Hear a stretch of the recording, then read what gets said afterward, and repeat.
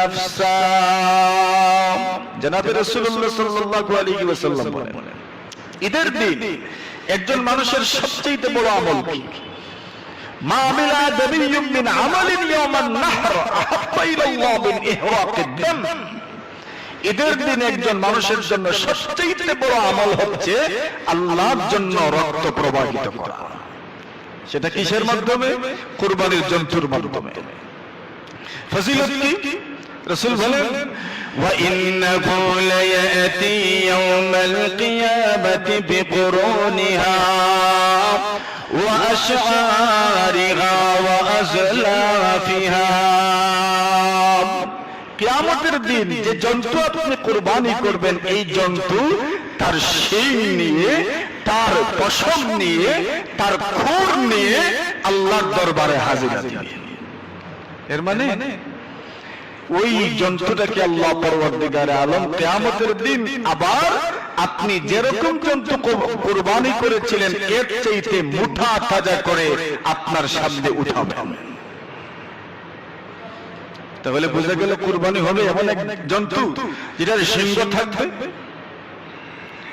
রাসূল সাল্লাল্লাহু আলাইহি ওয়াসাল্লাম বলছেন যে কুরবানির জন্তু কিয়ামতের দিন উঠবে।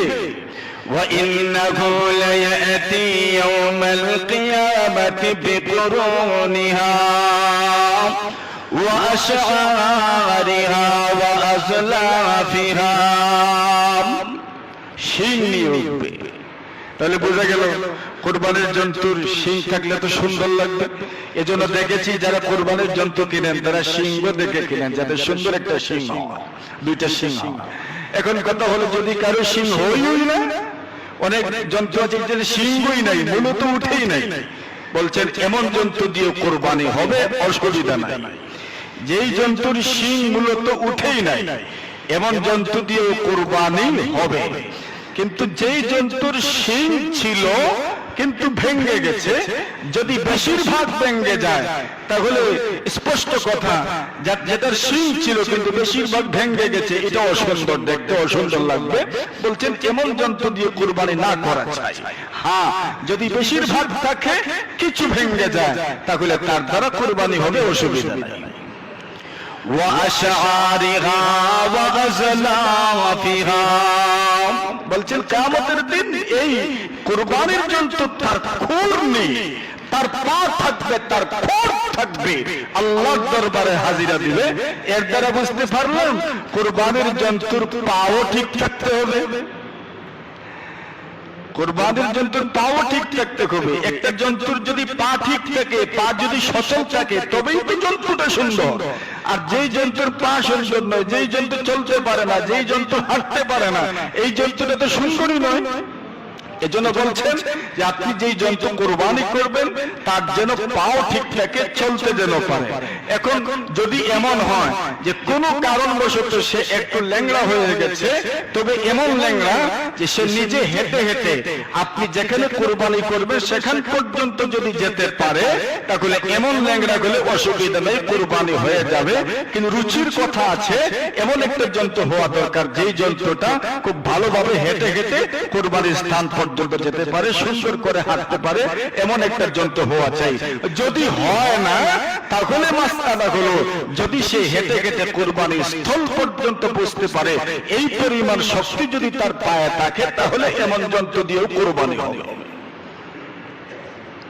وَإِنَّهُ لَيَأْتِي يَوْمَ الْقِيَامَةِ بِقُرُونِهَا وَأَشْعَارِهَا وَأَزْلَافِهَا। তার কানও থাকতে হবে সুন্দর। এখন যদি তার কান সুন্দর হয়, জন্তুটা সুন্দর। কান যদি কাটা হয় তো জন্তুটা সুন্দর নয়।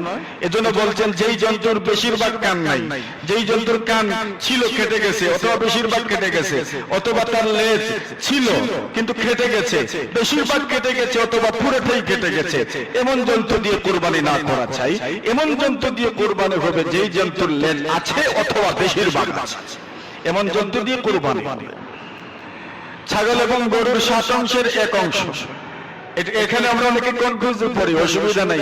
আপনি 7 অংশের 1 অংশ নিতে পারেন, আপনি একটা ছাগলও কোরবানি করতে পারেন। আমরা অনেকে খাসি জন্তু দিয়ে কোরবানি করব কিনা এই ব্যাপারে অনেক মানে কনফিউজে থাকি, বিভিন্ন কারণে, বিভিন্ন মাধ্যমে, বিভিন্ন বক্তব্য আমাদের কানে আসে।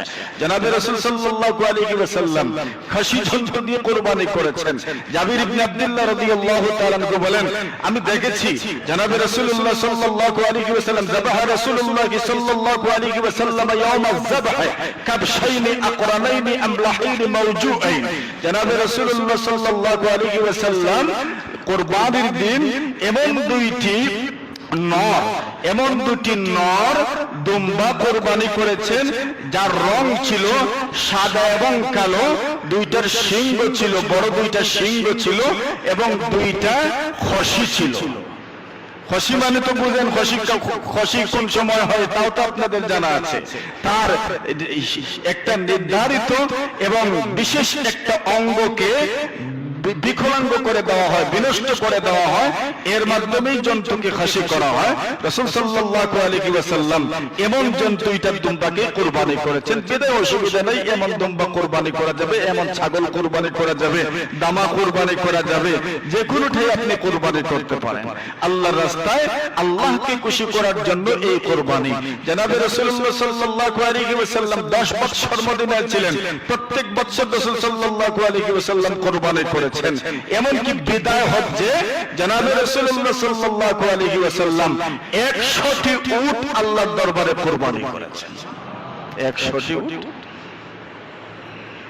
100টি উট আল্লাহর দরবারে কুরবানি করেছেন। জনাবে রাসূল সাল্লাল্লাহু আলাইহি ওয়াসাল্লাম নিজের হাতে 63টি কুরবানি করেছেন,